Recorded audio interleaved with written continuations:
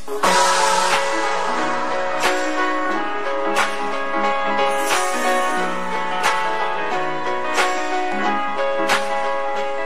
malam pemirsa, segmen Now and Then kembali lagi malam ini.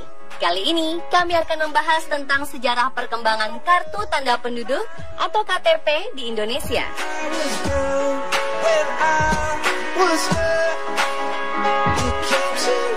Tak bisa dipungkiri, KTP memang menjadi salah satu bentuk legalitas seseorang sebagai warga negara Indonesia.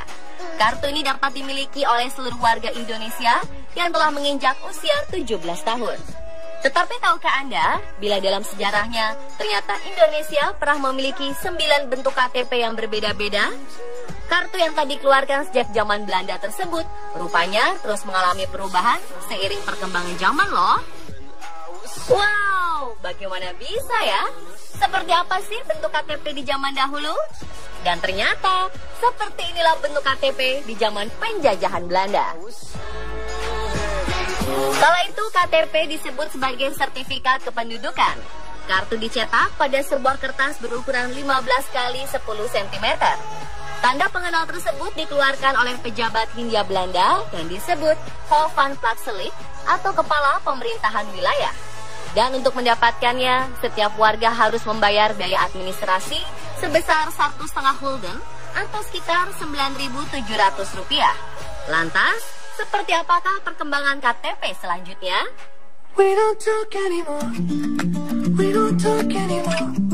Ternyata KTP mulai mengalami sebuah perubahan ketika negara Jepang menjajah Indonesia dan menggantikan kedudukan Belanda di Indonesia.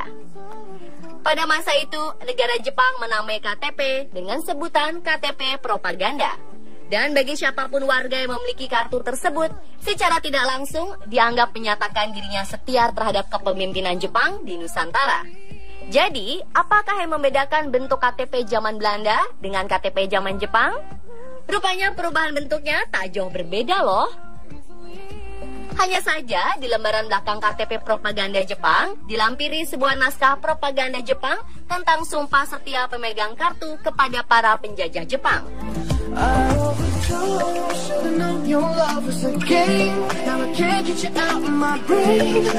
Selanjutnya, pada awal kemerdekaan, KTP kembali mengalami perubahan. Saat itu KTP disebut Surat Tanda Kewarganegaraan Indonesia. Penasaran seperti apa bentuk perubahannya? Ternyata kartu yang berlaku sejak tahun 1945 hingga 1977 tersebut dicetak pada sebuah kertas tanpa laminating. Sebagian penulisan KTP ini menggunakan mesin ketik, namun uniknya ada pula yang masih ditulis dengan tangan. Dan saat itu KTP di masing-masing daerah dibuat berbeda-beda. Dan tahukah Anda, ternyata pada masa awal kemerdekaan KTP sempat pula direvisi beberapa kali loh.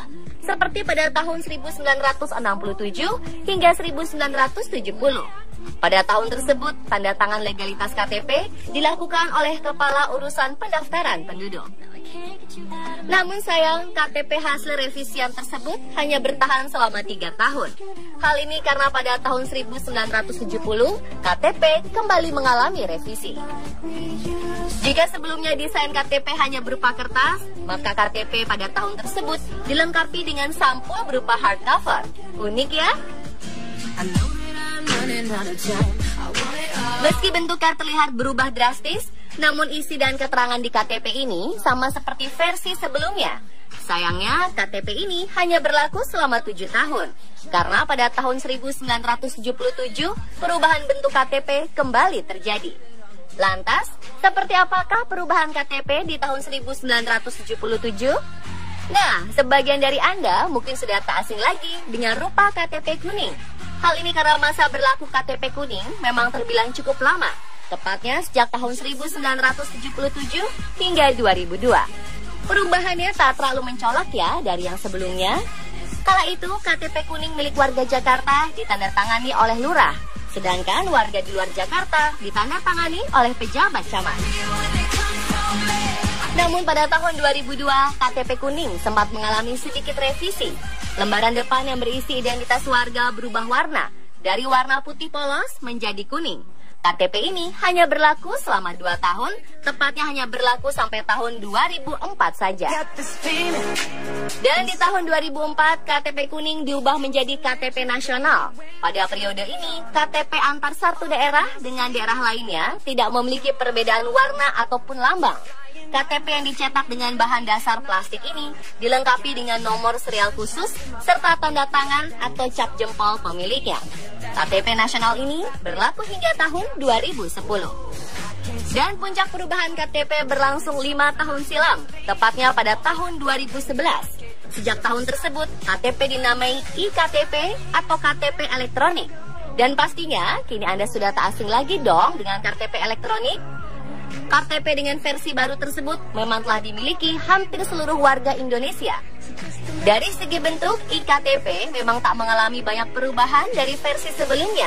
Namun tahukah Anda kalau ternyata kartu ini telah dilengkapi microchip loh? Microchip berfungsi sebagai tempat penyimpanan data. Bahkan hebatnya, kartu yang dicetak dengan komputer dan nomor serial khusus tersebut dapat berlaku secara internasional. Keren ya? Jadi seperti itulah kira-kira tentang awal mula sejarah perkembangan kartu tanda penduduk atau KTP di Indonesia versi on the spot. Semoga tayangan tadi bisa menambah wawasan tentang hal-hal unik di sekitar kita ya.